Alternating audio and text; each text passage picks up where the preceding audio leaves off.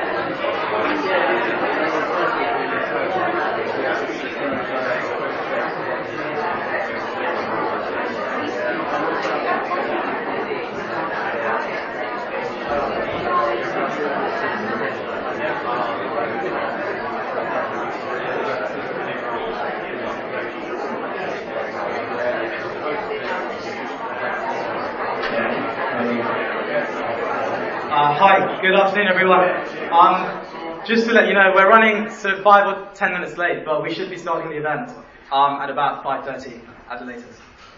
Thanks for your patience.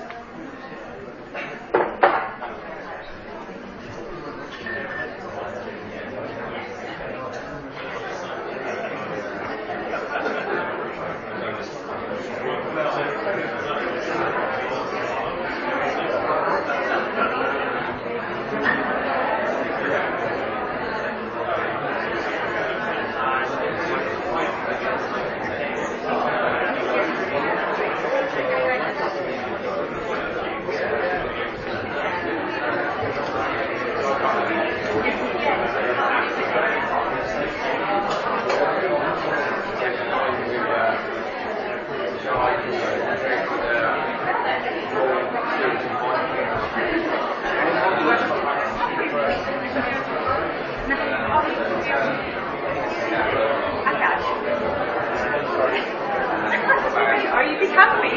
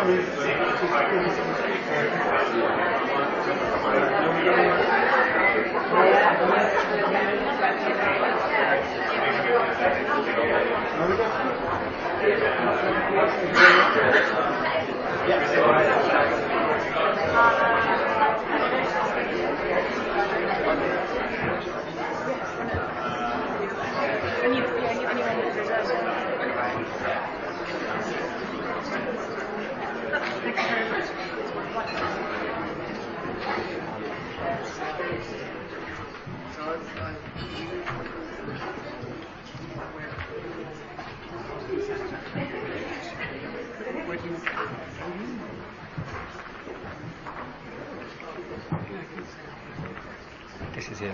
These are the notes. Shall I introduce you first and then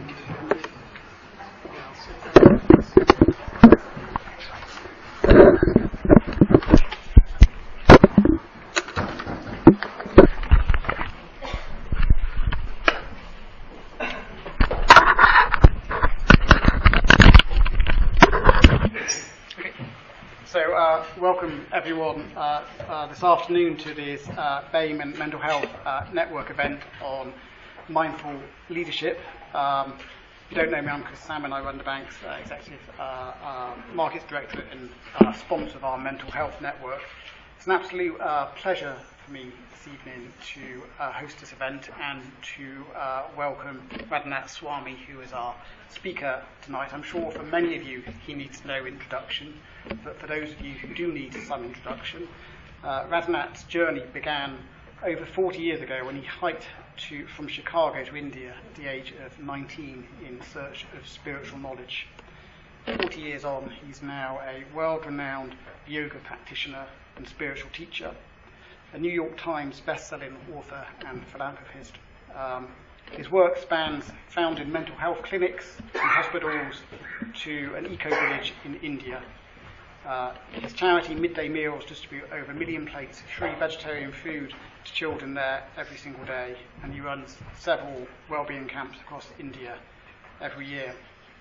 As well as that, he spends much of his time helping corporations like ours think about mindfulness and leadership. He's given keynote addresses at organisations Google, Apple, HSBC, TEDx. He's addressed to House of Commons. He's met with Barack Obama, Narendra Modi in India to help people think around these issues. Radhanath is in London, I think, for about a week and a half en route to Chicago, and we're speaking, I was just being told, on Monday night at HSBC, and we're very pleased to have you here today. As you know, we ran the Inclusion Fortnight in the bank in February, and that emphasised the importance of mindfulness, and Radhanath has very kindly agreed to address that topic this evening. He'll talk for around 40 minutes, and we'll open it up for Q&A. Before starting, I'd also like to welcome Jainam Gadia, who this year was CEO of Virgin Money, but also this year is National Ambassador for Business in the Community, and she's here along with a number of her regional ambassadors, and the whole issue of mindfulness in the workplace is very aligned with one of their themes for this year, so we're very pleased to have you here today. Just one point of detail in case anyone is curious. The event's being filmed today, and the film of Radhanath's talk will be available externally, but the Q&A which follows afterwards, if you ask any Q&A, that will be available internally only, it won't be available externally. But with that, I'd like to hand over to you, Radhanath.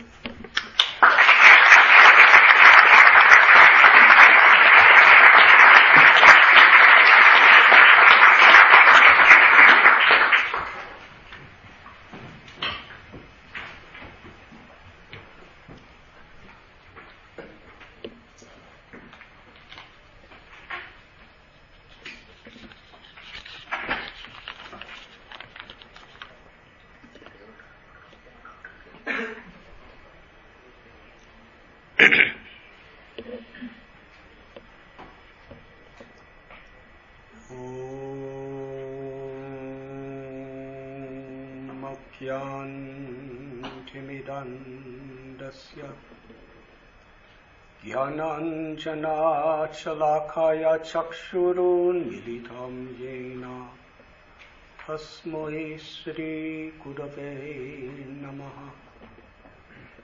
नमः ॐ विष्णुपदाय कृष्णपृष्ठाय भूतले श्रीमते भक्तिवेदान्त स्वामिनिधि नामिने। नमस्ते सरस्वती देवे गौरवाणी प्रचारिणे निर्विशेषा शून्यवादी अस्त्यत्यदेशधारिणे। श्रीकृष्ण चैतन्य प्रभु नित्यानंद श्री अद्वैत गदाधर श्रीवासदि गौर भक्तवृंद। हरे कृष्ण कृष्ण कृष्ण हरे हरे, हरे Ram Ram Ram Hare Hare.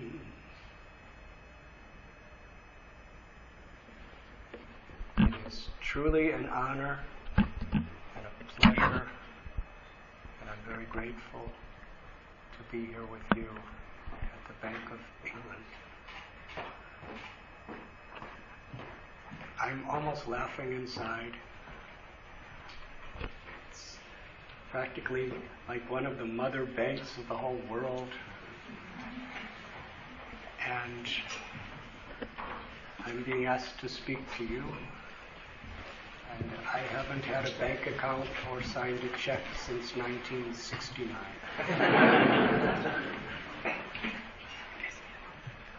Should I hold this? If you want.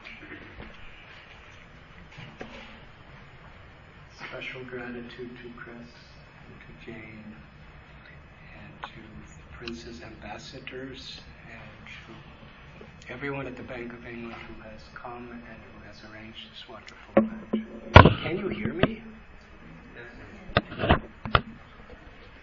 I was asked to speak on mindful leadership.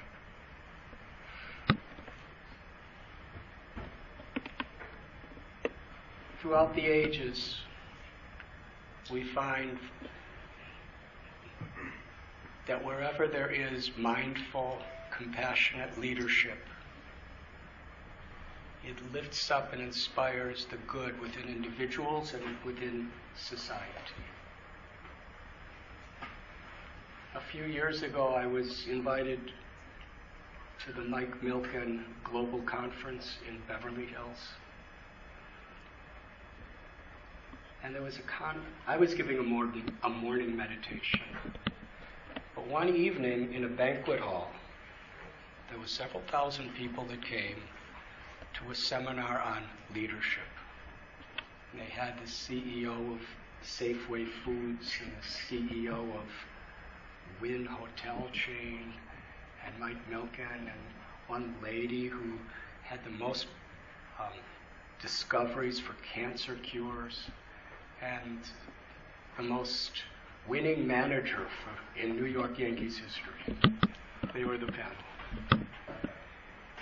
They were speaking their realizations of what real leadership is.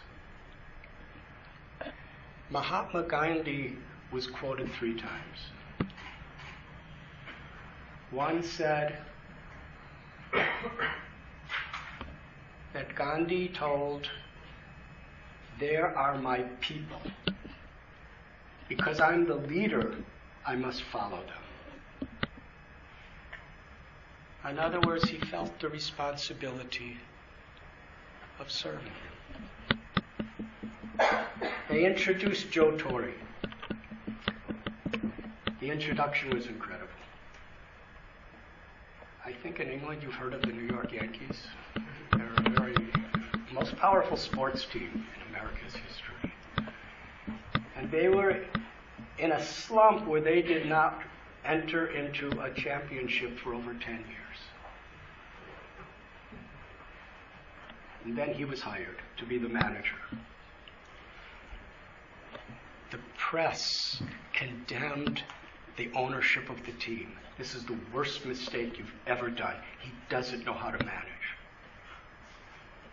In the next 10 years, They were in 6 championships and they won 4. And he's considered one of the 5 greatest managers in baseball history. So they asked him, while he was sitting on the panel, what is the most meaningful part of your career? And he said that when he was young, growing up in New York City in a very rough neighborhood, his home was very abusive. He suffered terribly. And he would play baseball and hit and throw just to release his frustrations. It wasn't just a sport for him, it was like a therapy. And because he put his mind and his heart into it so much, he became a Hall of Fame player and then one of the greatest managers.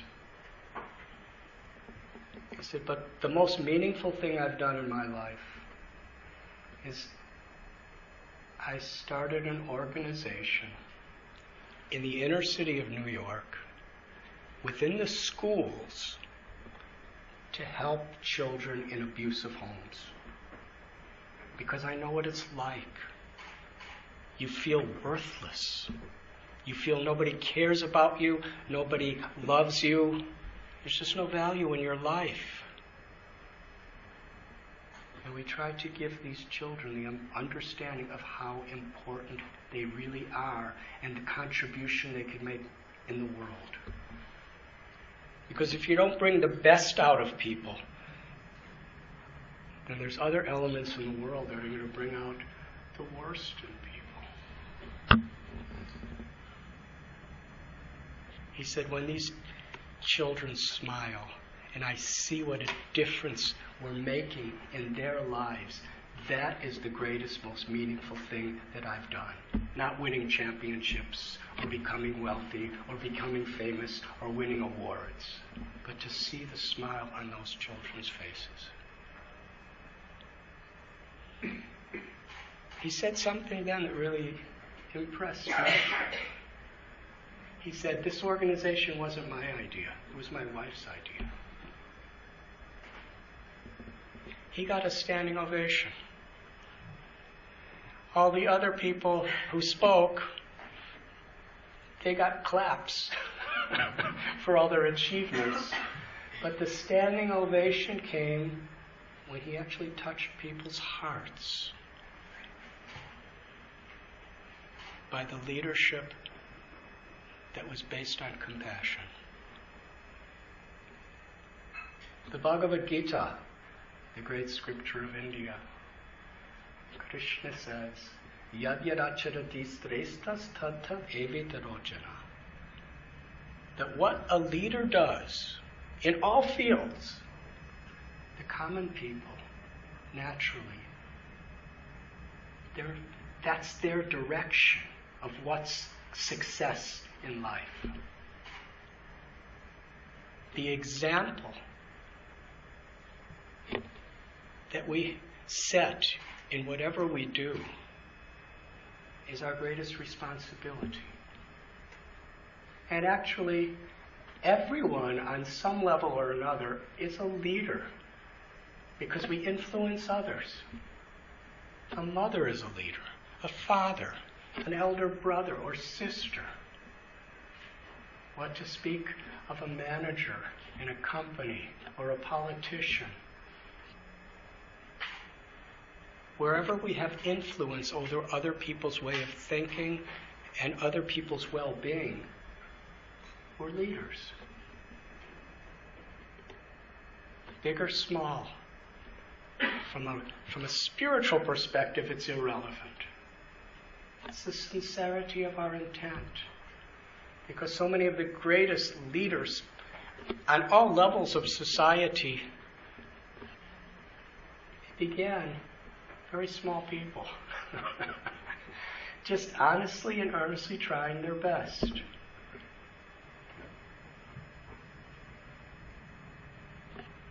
To earn with integrity and to spend with compassion is true leadership.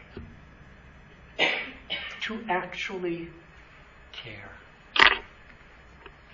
What difference am I making in my life? In my 66 years of being in different places in the world and being with so many varieties of people,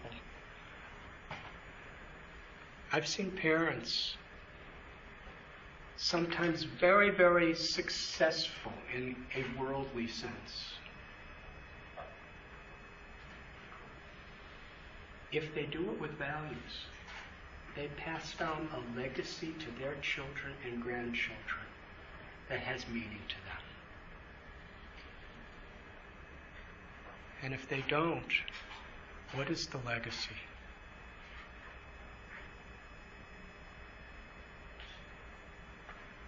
There's a story I was told,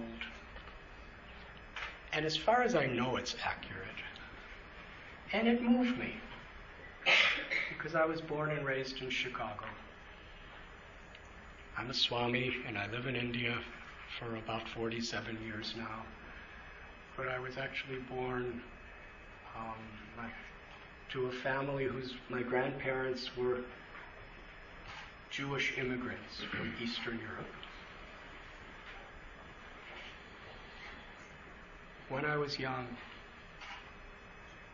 I was hated because of my minority religion. I remember one time my best friend, he told me when I was 8 years old that his parents hate me because I'm Jewish. He said, I killed Jesus Christ, and even God hates me. When you're a little boy of 8, that really hurts. I was totally disoriented and confused. I was in his house, and his parents were in the next room.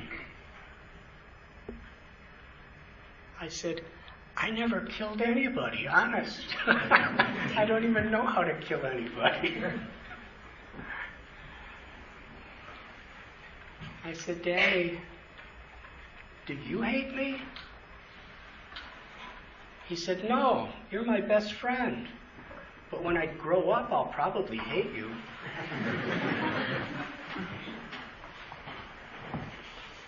I was trying to hold back my tears. As soon as I left the house, his house, I turned pale white and I cried. And I ran home. It was about a block away, and my mother was in the kitchen cooking. And she saw my condition and said, what happened to you? I asked her, does God really hate me? She was stunned. She said, God loves you. God loves everybody. Why are you asking this question? I was afraid to tell her. I said, I'm just curious. And I ran upstairs, and I ran in my room. I closed the door, and I laid in the bed, and I looked up. I believed her. But I was feeling a certain shelter that my mother and father were raising me with values of love. My friend was being raised with values of hate and discrimination. And I saw so much confusion in the 1960s. I joined the Civil Rights Movement, and I marched with Martin Luther King's people. And I was in the counterculture. But I was looking for something deeply meaningful. And I would sometimes remember this story that I was told when I was a little boy. Chicago's very famous for Al Capone. He's a gangster. And he was kind of like a hero. And one of the reasons why it took so long to put him in prison is he had a really good law firm behind him. And one of his prime lawyers, he was named Easy Eddie. And he was such a good lawyer. He would somehow or other manipulate the law and manipulate the evidence so that Al Capone and his main people kept going free, trial after trial.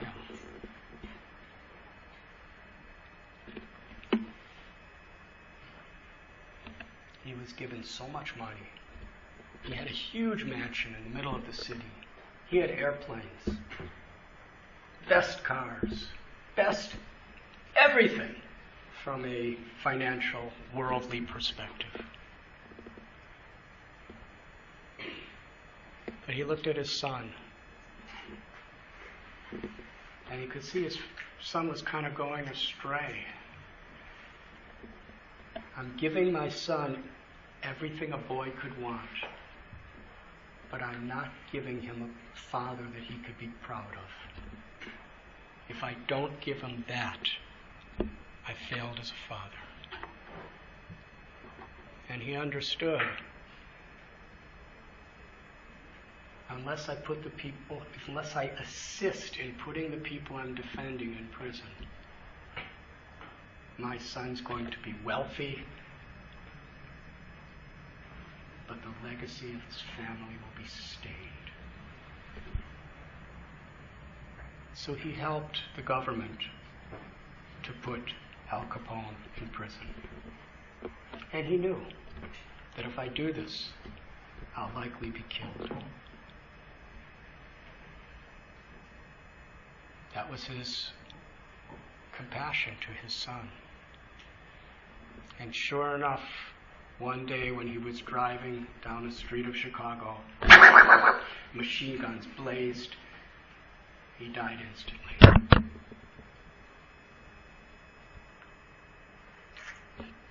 That's love.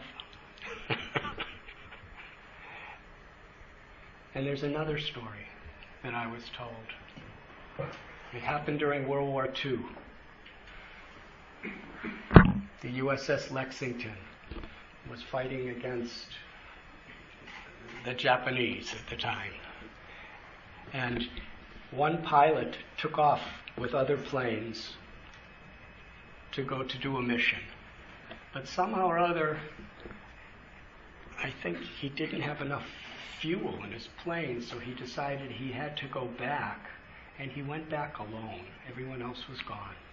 And on his way back, he saw a whole squadron, a whole group of enemy planes that were going to sink his ship, which had thousands and thousands of people on it.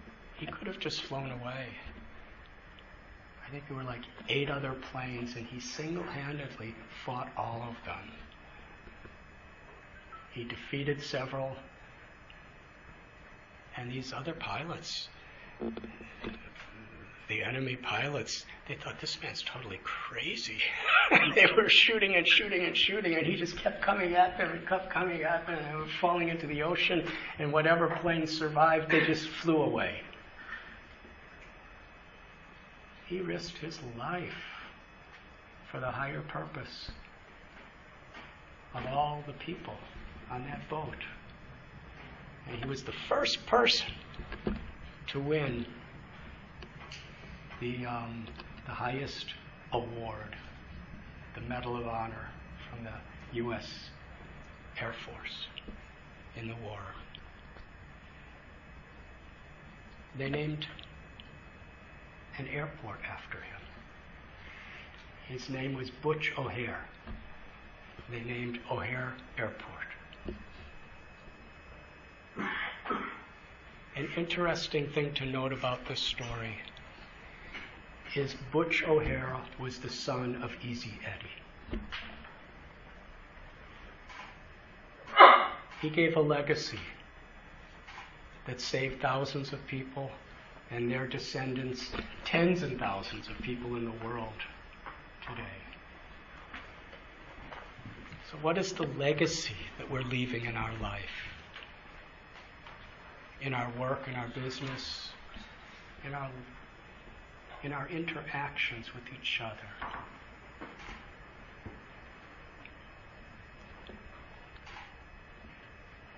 A couple of years ago, I live in Mumbai. I was invited by the President of India to come to the presidential mansion in New Delhi. There was only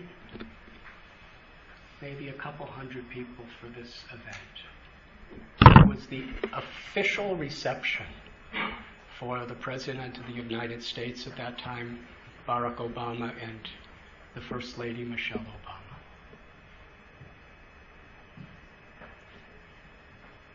To get into the palace, so much security.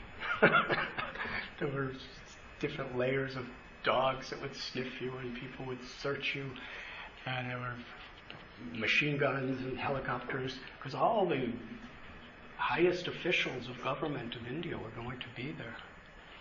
And we walked through the palace into this beautiful garden with fountains and flowers and banquets of food being served. And we went to the place where the reception was being held.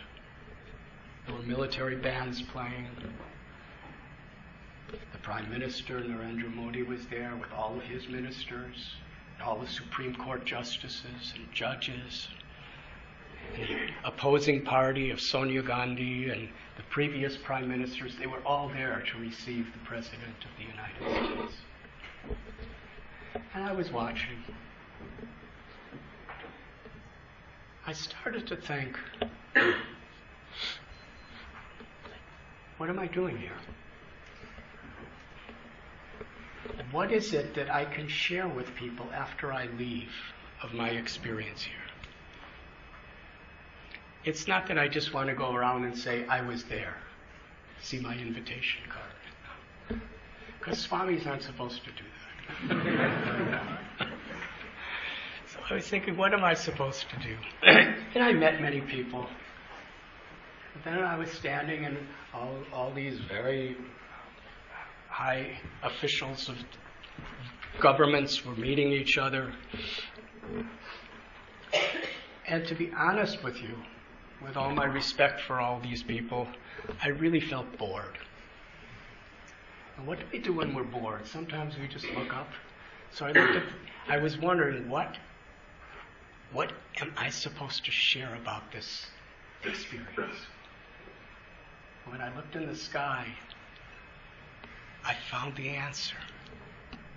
It's a very simple thing, but it transformed me in a small way. And small things are oftentimes really big in how they affect our view of life. In the sky, there was a bird. Just a regular bird. That one bird was flying around, and he kept circling overhead the group of government leaders. I was just watching. I was kind of praying, because you know what birds do sometimes? Kept going right over them. And I really didn't want him to do that on top of these people's heads. It would have been really embarrassing.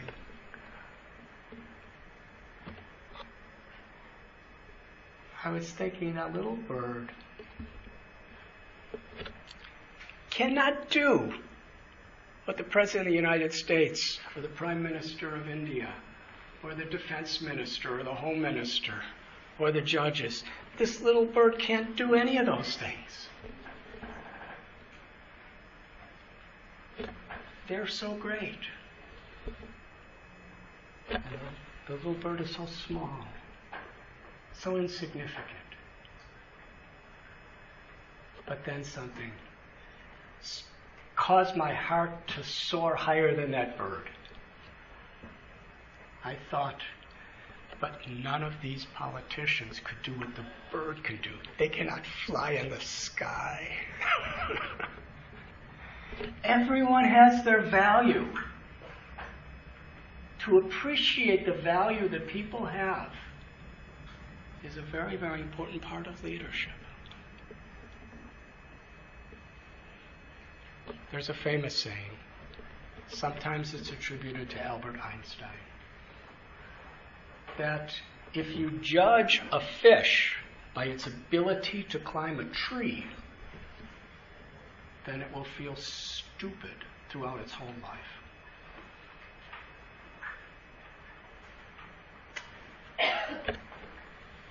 When we appreciate the good in people, it brings out that good in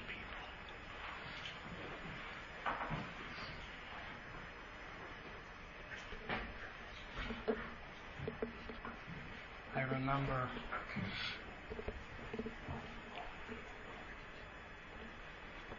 my mother. My mother, on her birthday, I gave her a little rose that I stole from her garden. And I was kind of afraid that she knew that I stole from her garden, and she might punish me. Because I had all day to buy a gift for her, but I didn't do it, because I forgot. When I gave her that rose, she knew I stole it from her garden, because she only had 3 rose bushes in the garden, and that was the only rose on the tree. She knew I stole it. But she took that rose, she smelled it, she put it in her head, she put it to her heart, and she cried in happiness.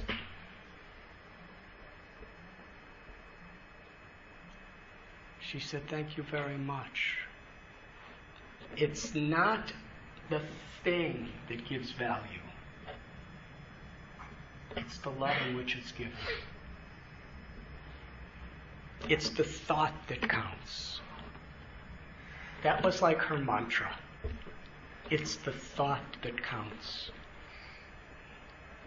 And then she told me, if you were to give me a diamond necklace, it would not be as valuable to me as this rose. What makes this rose valuable is the love in which it's given. Because things can give no pleasure to the heart.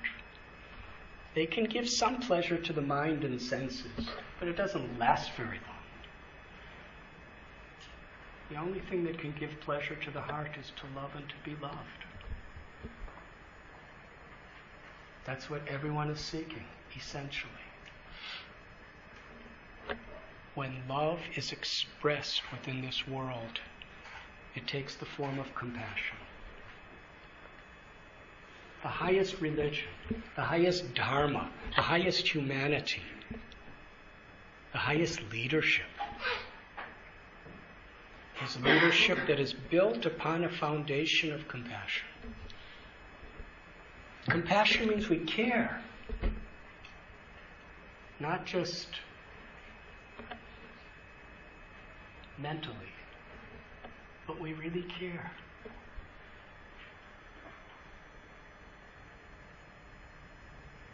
When a child feels loved, they feel secure. When a child feels appreciated, they feel valued. And in this sense, children never grow up. Whether we're 2 or 92, leadership is to bring the good out in people. And when people are motivated in this way, they do more than just what they're supposed to do. At this Milken Global Conference, they showed statistics on one of those multimedia presentations. I'm not good with statistics. I think it was Harvard University.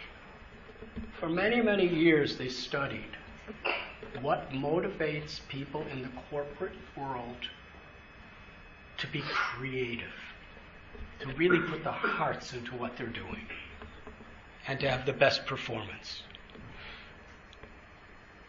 They had a graph.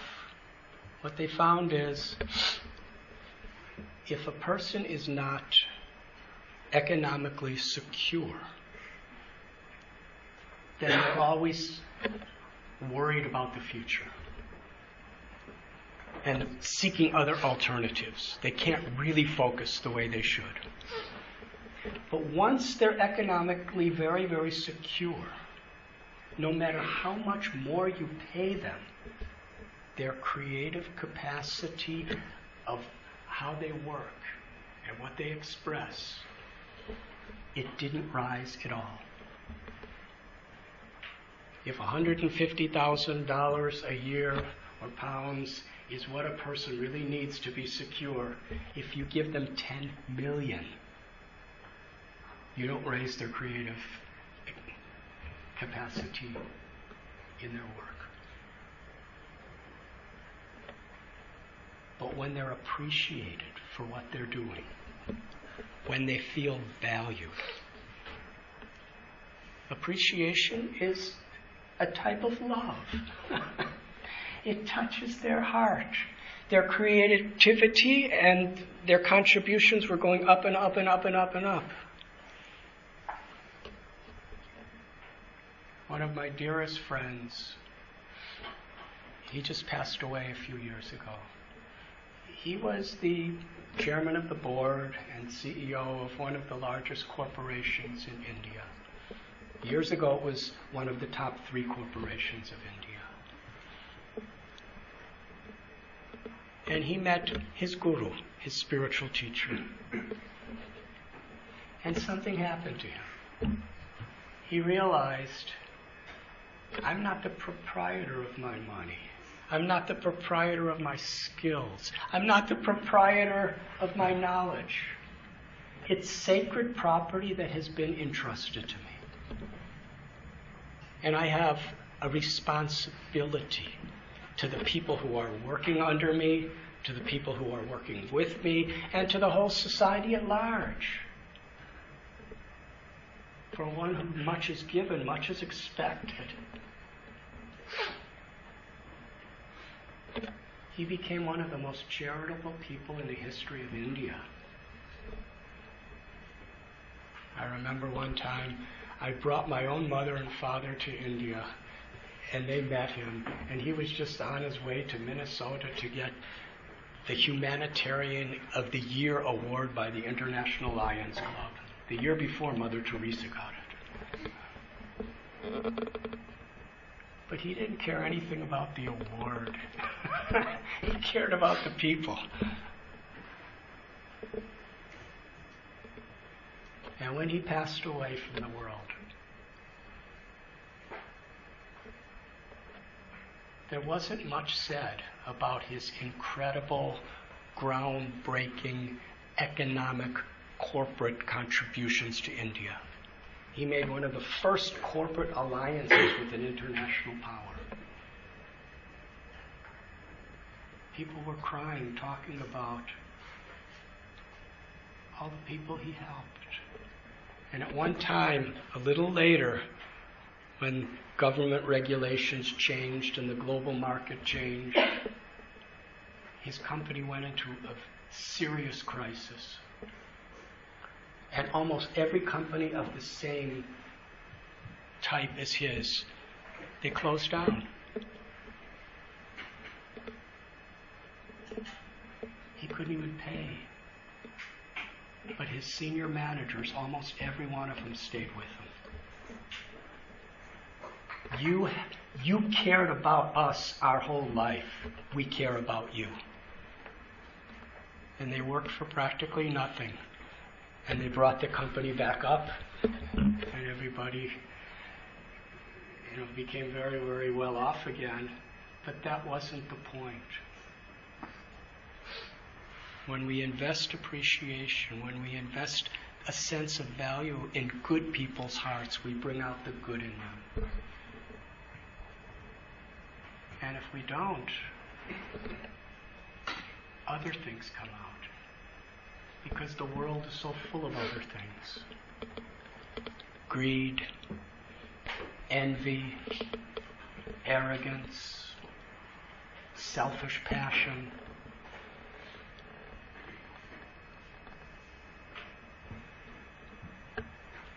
It is said there are 2 dogs in every heart, a good dog and a bad dog. The bad dog represents the things that I just said. The good dog is compassion, kindness, peace. There's a saying, you can tell how rich you are by counting how many things you have that money can't buy. And if we have that, then as caretakers of sacred property, with our money, with our influence, with our skills, we will find the deepest compassion, like Joe Torre of the New York Yankees, in helping others. More than the people he helped is the example he sets for the world. So this particular man, Arvind Mafatlal, I'm speaking about, he touched millions of people's hearts. It is so important for us to build this inner foundation within our own hearts. Emerson said, the reason why there's so much division,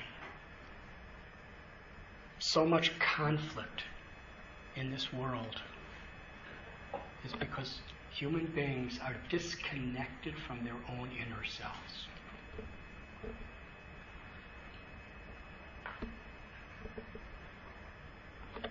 Religion, spirituality, yoga is not a sectarian idea in essence.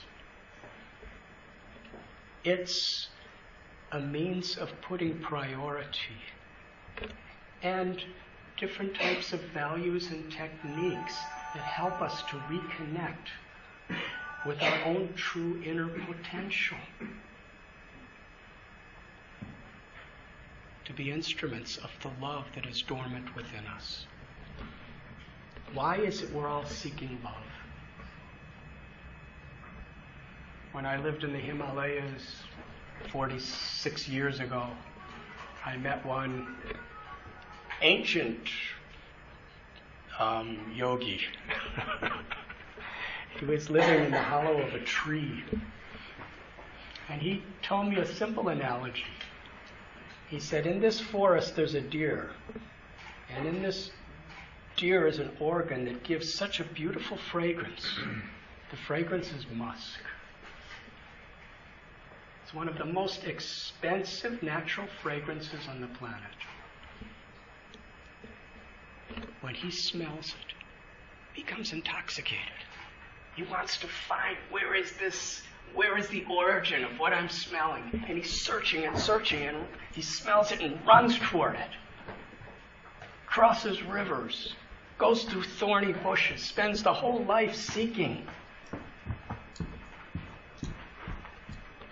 not knowing it's within himself. In the Bible, Jesus said, what profiteth the person who gets the whole world but loses their own soul? And the Bhagavad Gita tells the same thing. Nahanyate hanyamane sarire. That real satisfaction is a state of consciousness. I've seen millionaires and billionaires who are truly deeply satisfied people. And I'd see yogis in caves and simple, hard-working people in villages farming who have that same satisfaction. And they're all doing their part. It's so important that we encourage people to understand what their real potential is in their goodness. Because we're all interconnected with each other. And I'm seeing Dr. Chen from University of London. He's one of my best friends and a great professor. he has oftentimes told me he likes one particular story I tell. So for your pleasure, I'd like to tell this story. And I'll end with this story. A few years ago, I was in Northern California. There, I go every year to a redwood forest. It's called Muir Woods. And one particular friend of mine,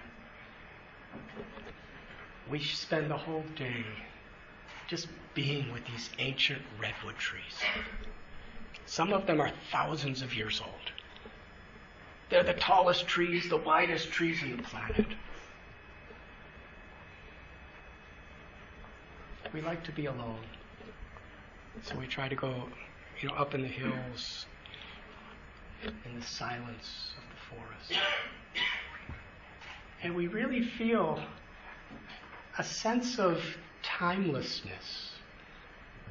Because if we're lucky, we may live 80 or 90 or maybe 100 years old. Some of these trees are 1,500, 2,000 years old. So it kind of makes us feel life isn't that long.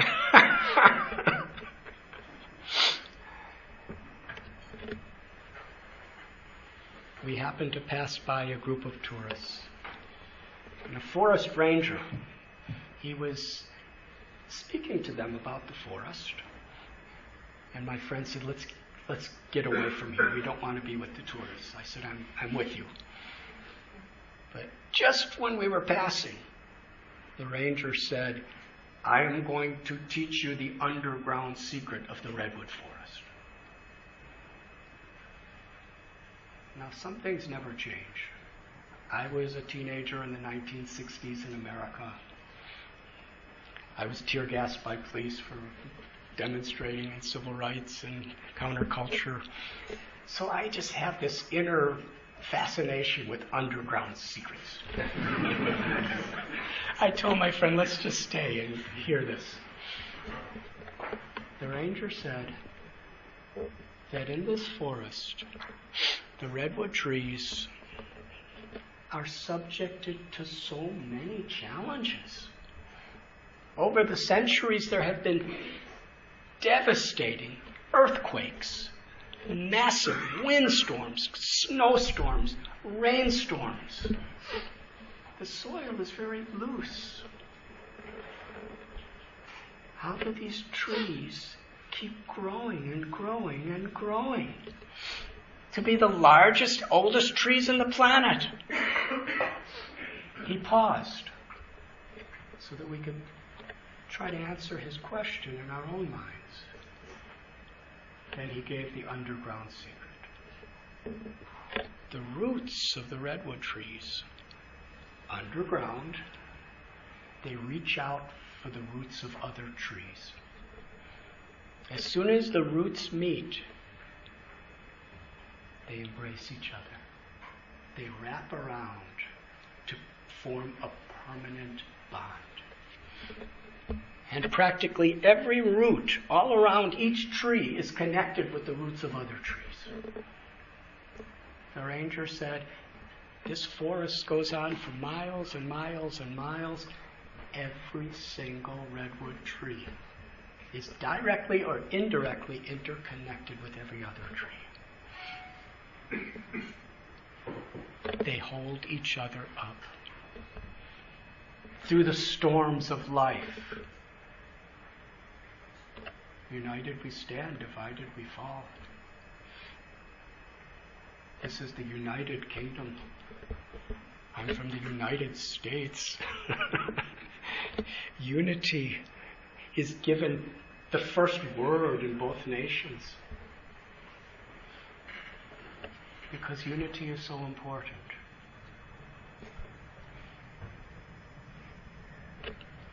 It's a shallow type of unity that we can have with each other unless we find a unity within our own selves.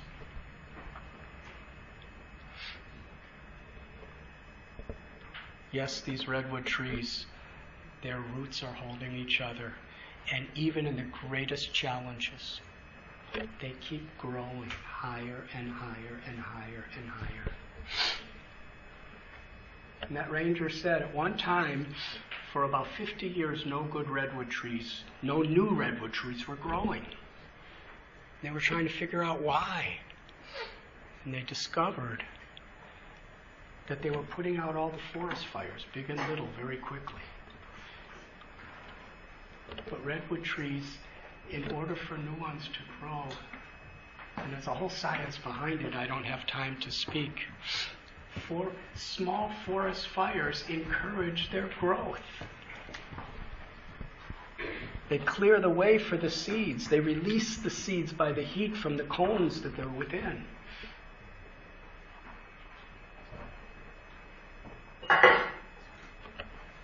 If we seek the opportunity to grow, then in every situation we'll find an inner blessing in which we could grow. Even in terrible situations. Terrible situations are terrible. But there's always something we could learn to make ourselves better people and to help to make the world a better place.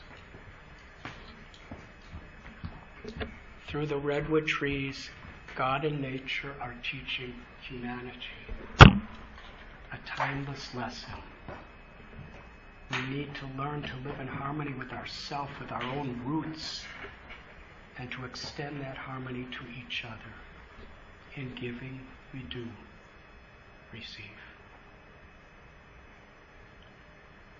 In our tradition, there's 3 principles that are very important: satsang, sadhana, and sadachar. Satsang means to be with good people. People who bring the best out in us. Those 2 dogs I was talking about, the good dog and the bad dog, they're always kind of fighting each other. Our divine nature and our very arrogant, selfish nature. And which of those dogs is going to win? The one we choose to feed. And we feed through the choices we make, moment by moment, day by day. What we prioritize. What we really hold as success. Unfortunately, in today's world, people put so much emphasis on quantity as being success. But that needs to be balanced with quality. The quality of our life. The quality of the effect we're having among our co-workers, among the people we're leading, and upon the world at large. Satsang is to be with people who inspire that, who bring the good out in us, and to try to be an instrument to bring the good out in others. You see, people could work really hard out of dedication and compassion. Greed is not necessarily the formula to get the best out of people.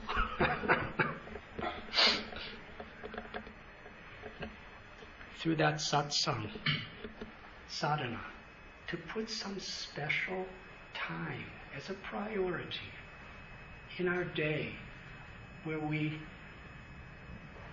reconnect with our inner self through prayer, through meditation, through yoga, through hearing inspiring recordings, through reading inspiring books, to somehow or other refresh and feed that good dog within us. And then we integrate that spirit in whatever we do.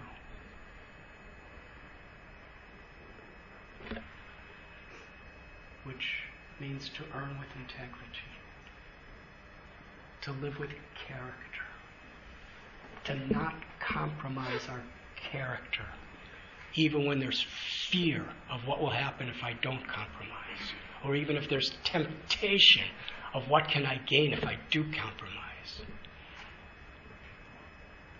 That's a very weak state. We have our character, we have our values, we live by our values. That's called sadachar in Sanskrit. The world needs it so much. And today there's so much confusion and so much division and going on in the world. And we can get really depressed. We could lose hope. But we could also think in terms of where there's the greatest necessity, there's the greatest opportunity to make a difference. And that's the beauty of life. To ourselves, to our families, to our companies, to our societies, our nations, and to the world. That was my mother's mantra. Little did I know when I was 8 years old. Now I'm 66. And I'm still trying to live by this principle. The value of whatever we do and whatever we receive is the intent, the love, the compassion in which it is done. That is the wealth that the world is crying for. Thank you very much.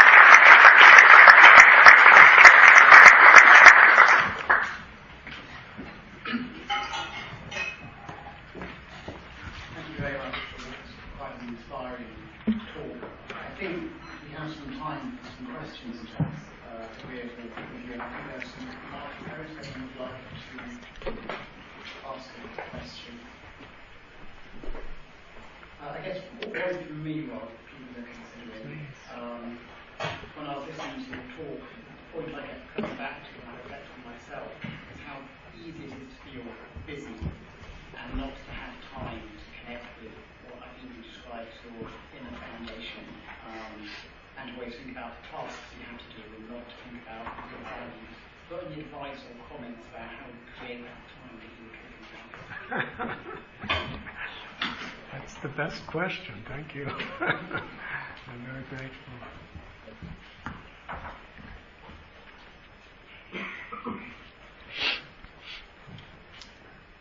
So much of the direction our life goes is based on what we prioritize.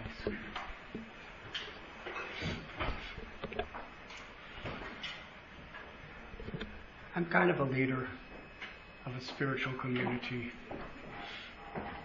And what we really prioritize and focus on is what people take most seriously. It's the same like that for families.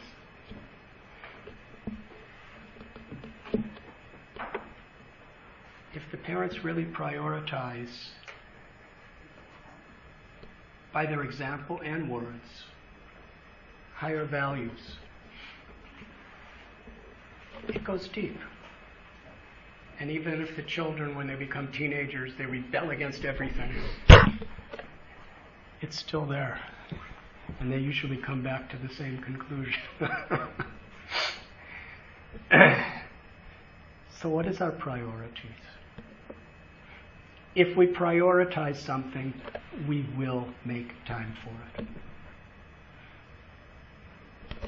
We eat and we sleep. Actually, as far as working and making income, many of us, if we didn't sleep or eat, we could make more. But how long will that last? What will be our quality of life? So because eating and sleeping is really important, we make time for it. A wholesome, fulfilling, meaningful life is a balanced life. Because we have many responsibilities that are very important. We have our occupation. We have to give the time, the energy, and the dedication into our work. Some of us have families, domestic responsibilities to our husbands or our wives or our children. And if we neglect that, in due course of time, we're going to probably really regret it. We need to invest. Husbands and wives need to invest time in their relationship. They need to invest time in their children. Otherwise, things could go in all kinds of different directions that we're not expecting. We also have our health. We need to put some time aside for our physical health. And we need some entertainment, some downtime for our mental health.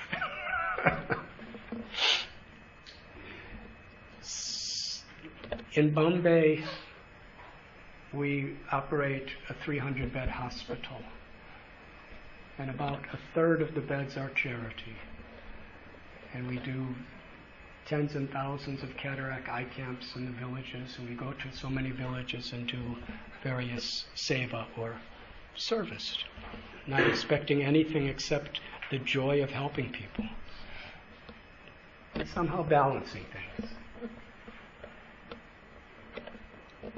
We also have, psychiatrists and psychologists for mental health there.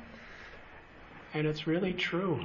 Depression is like an epidemic today, all over the world. People kind of feel worthless. They feel depressed. They feel hopeless. They feel unloved. They just see everything in the world against them. Depression is a serious problem.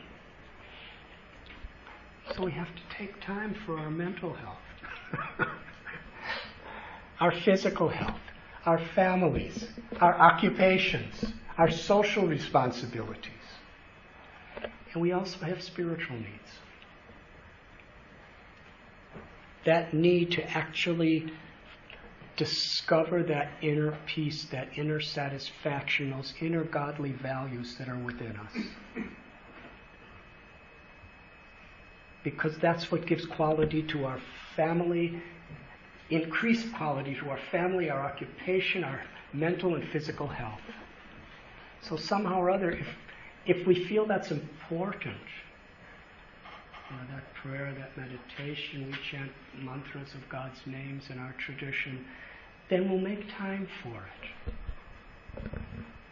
And that's why meetings like today are very helpful, because they kind of give us a chance to step back from the whirlwind of all of the demands and stresses on us, that there is another dimension of life that we need to prioritize and put quality attention in. And like management, once we make that a priority of the company, then the company goes that direction. When we make that a priority in our life, we integrate that with every other aspect of our life. Right.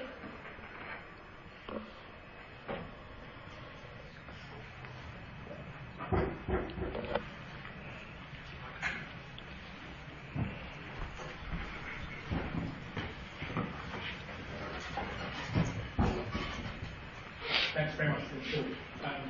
We live in a very competitive society, so it can be quite difficult to become compassionate for.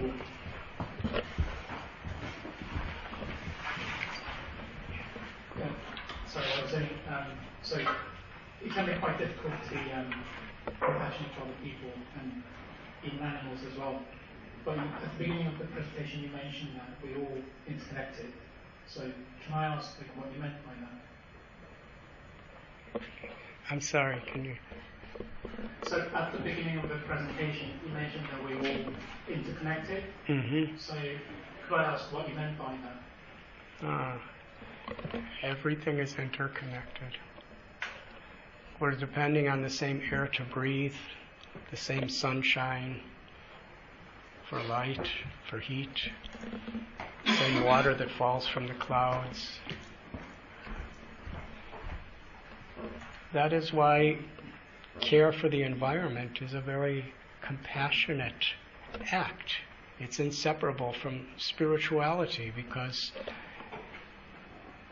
the environment is entrusted under the care of humanity too. And how we care for the environment is directly and indirectly how we care about every living being on the planet. And we can all make a difference, big or small. The meaning and joy of our life is we're doing what we can. From a spiritual perspective, when we understand that within our body is consciousness, that consciousness that's seeing through the eyes, tasting through the tongue, hearing through the ears, feeling through the flesh, thinking through the brain, loving through the heart, that consciousness is who we are.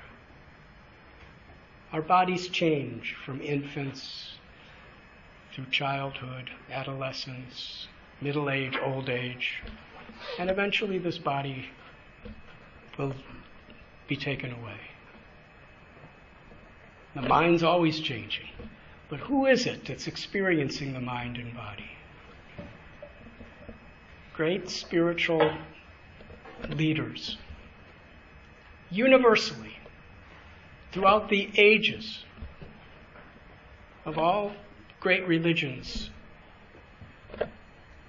they tell us that we're all a part of God. We are all divine, spiritual beings within. And many of us have beautiful experiences that really humble us, that we're part of such a higher, beautiful power. And when we make that connection, then we really understand that wherever there's life, it is sacred. I'll end with a simple verse from the Gita. I'd like to give you a little lead into this verse. As a teenager in the 1960s, seeing so much hate and arrogance in the name of a loving God, seeing so much prejudice because of a person's skin color or economic status or religion, and seeing so much hypocrisy, I was looking for something meaningful. So I was searching all different religions, and I saw the essence of all of them were universal. They were beautiful. They were transforming. They value love and compassion. But there was a particular verse, when I heard it, I remember I was thinking, that's it.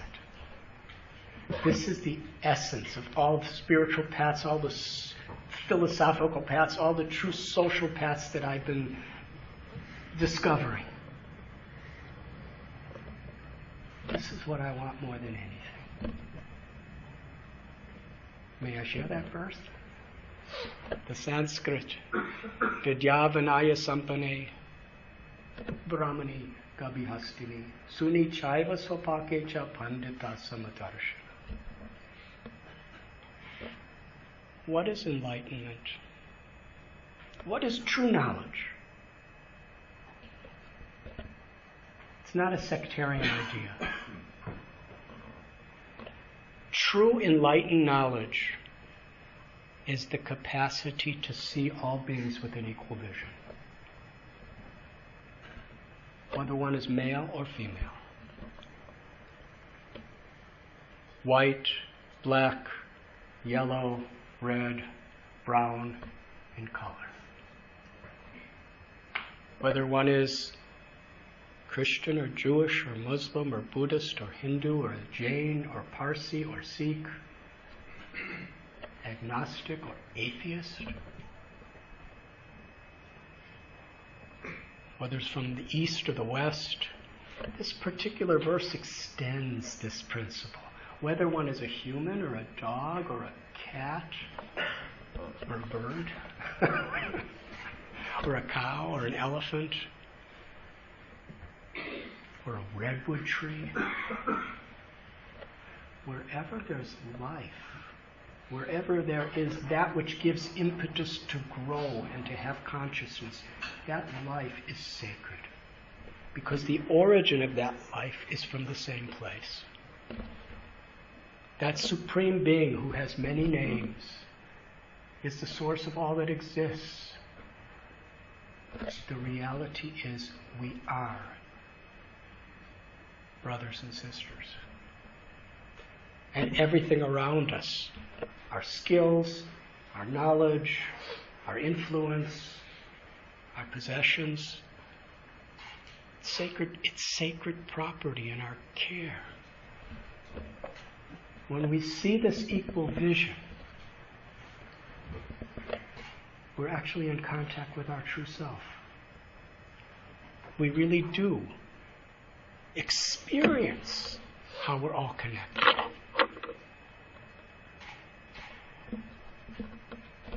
Sometimes we go up and down. It's the nature of life. I remember last year, it was noontime and I was walking down a busy street in New York City, on the sidewalk actually. There were thousands of people rushing this way and thousands of people rushing that way because it was lunchtime, so everybody's really in a hurry. And I was in a hurry too we had to give a lecture somewhere. But I was walking and I was seeing all these people. The most beautiful feeling. Whatever people's bodily condition, whatever their race, whatever their mental condition may be, I just felt so much love for everybody. I just saw everybody. I wanted to smile. I wanted to embrace people, but of course in New York City, if I did that, I probably would have been killed. But I was just looking. What can I do to make these people happy? And I can say that was a more beautiful experience than, giving lectures to thousands of people, or building beautiful temples. It was such a sweet experience. Sometimes we can make those little connections. When we connect with ourself, we do feel a deep, intimate connection with everyone. In the Christian Bible, it is said we should hate the sin, not the sinner. At our hospital, our principle is we should hate the disease, not the diseased. We have to deal with all of these negative things. But when we experience the beauty and the sweetness of who each and every one of us really are, we could love the sacredness in life everywhere. And the testimony of a true spiritual person is that. Not what particular name we call.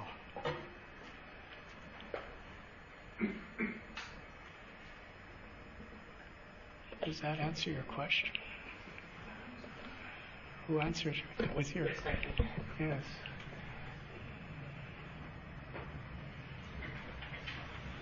I'm so grateful that you have been so patient and so kind. Thank you so much, Chris. Jane patiently sits. I'm so grateful. And to each and every one of you, thank you very much.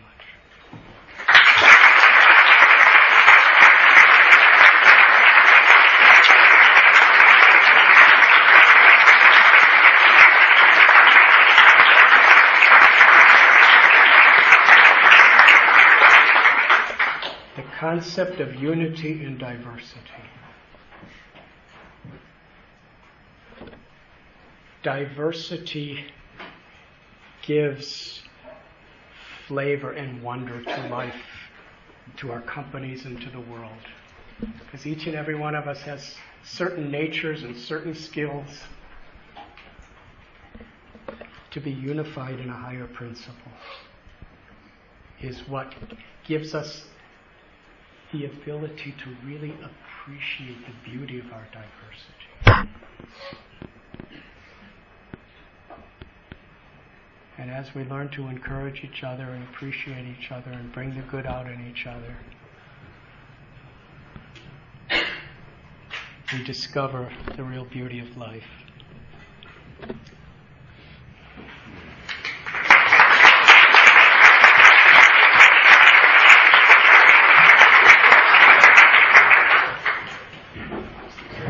I'm sure many people will need to go home now. People who stay along with us and drinks downstairs and people who have jobs and do sessions.